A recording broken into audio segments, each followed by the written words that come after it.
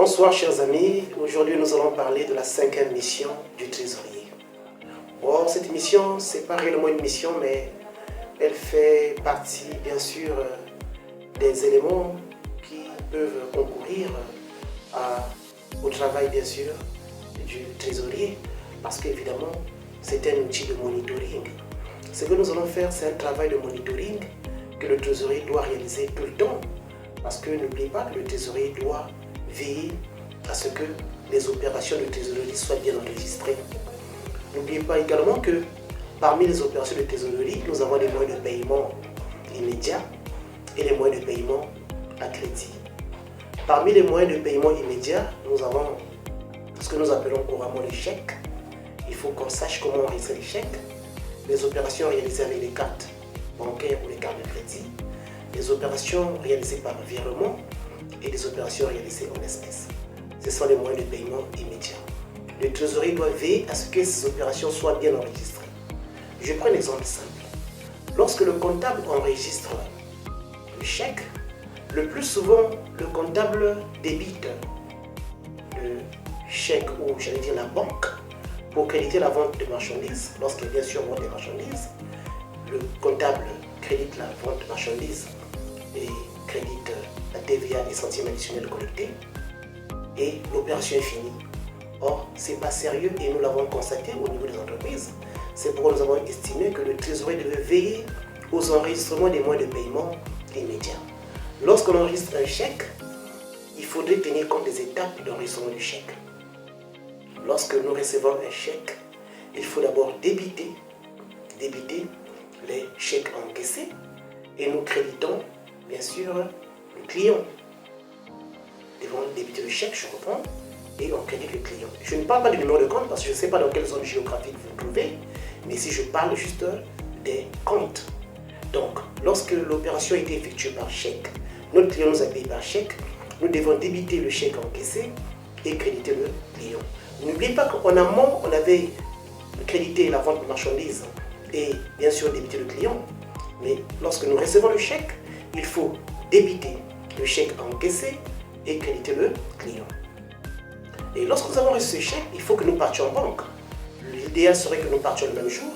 Lorsque nous partions en banque, il faudrait que nous remettent ce qu'on appelle le bordereau de remise de chèque.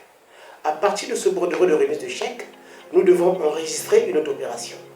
C'est l'opération donc à l'encaissement. Lorsque nous faisons une remise à l'encaissement. À ce moment-là, lorsque nous enregistrons la remise à l'encaissement, nous devons débiter le chèque remise à l'encaissement, ou chèque à l'encaissement, et nous devons créditer le chèque à encaisser. N'oublions pas cela. On débite le chèque remis à l'encaissement et on crédite le chèque à encaisser. Et vous connaissez le numéro de compte dans l'espace géographique où vous vous trouvez. Si nous sommes dans la zone Luanda, vous connaissez le numéro de compte, les numéros que nous avons placés. Et lorsque nous avons fait cela, nous attendons que le chèque soit validé. Nous attendons, lorsque le chèque est validé, on vous enverra un document qu'on appelle l'avis de crédit. Ce n'est qu'en ce moment, lorsque nous avons reçu l'avis de crédit, que nous allons débiter notre banque. N'oubliez pas que la banque est un compte patrimonial d'actifs qui augmente au débit et crédit et diminue au crédit. Nous allons débiter notre banque et créditer le chèque remis à l'encaissement. Vous avez vu que nous avons respecté toutes les étapes. Mais nous n'allons pas tricher en enregistrant directement le chèque lorsque nous avons vendu les marchandises. Non. Il faudrait que le trésorier soit en mesure de vérifier ces opérations au niveau du comptable. Ça, c'est un travail de monitoring, il faut le faire.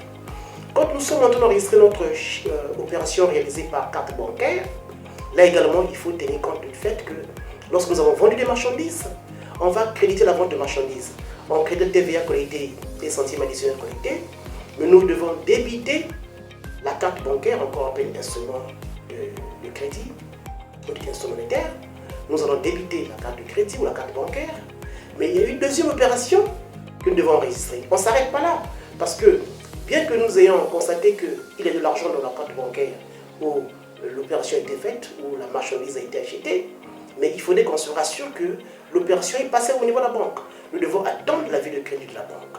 Bien que l'opération ait été faite avec la carte bancaire, mais nous devons attendre l'avis de crédit de la banque. Lorsque nous avons reçu l'avis de crédit de la banque, nous allons donc débiter la banque pour créditer la carte bancaire. Voilà les opérations que nous tenons à vérifier en termes de monitoring parce que le trésorier doit vérifier ses opérations. C'est pareil pour le virement, c'est pareil pour les opérations par caisse, en espèces. Alors, si nous finissons avec ces moyens de paiement, nous devons regarder également ce qui se passe au niveau des moyens de paiement à crédit. Parce que, en ce moment-là, on parle de l'aide de change ou de billets à ordre. Lorsque nous enregistrons ou nous achetons ou nous vendons, je vais parler en termes de fournisseurs, si nous vendons nos marchandises et que nous avons tiré une lettre de change, il faudrait enregistrer cette opération. Qu'est-ce que nous avons débité lorsque nous avons tiré la lettre de change? Lorsque la lettre de change a été acceptée, nous devrons débiter d'abord le client effet à recevoir et créditer le client. C'est la première opération. Mais n'oublions pas qu'avant l'échéance, il y a une opération qui peut se faire. Je vais même dire 2 opérations. Parce qu'avant l'échéance, nous pouvons escompter notre lettre de change ou bien endosser à l'ordre de notre fournisseur. Qu'est-ce que nous allons faire? Mais nous allons d'abord, dans le cas d'un escompte ou d'une opération d'escompte, nous allons d'abord débiter le client effet escompté, nous allons créditer le client effet à recevoir. Ensuite, nous allons passer à une deuxième opération. Lorsque l'opération sera validée à la banque, nous allons débiter la banque, nous allons débiter ce qu'on appelle les charges d'intérêt, parce que n'oublions pas que lorsqu'on fait une opération d'escompte, il faudrait que la banque ou le banquier prélève un taux d'escompte. Et ce taux d'escompte est une charge qu'on appelle les charges d'intérêt, donc il faut débiter les charges d'intérêt, il faut débiter les services bancaires qui sont des ajouts, on doit débiter la TVA déductible, okay? Et nous débitons là, bien sûr la banque nous l'avons déjà fait, donc nous débitons ces 3 opérations ou 4 opérations. Donc je reprends, en cas d'escompte, on débite la banque, on débite les charges d'intérêt, on débite les services bancaires et on débite la TVA déductible. Et au crédit, nous allons créditer le client effet remis à l'escompte. Ça c'est avant l'échéance. Mais il peut arriver que nous puissions endosser cet effet de commerce ou cette lettre de change avant l'échéance.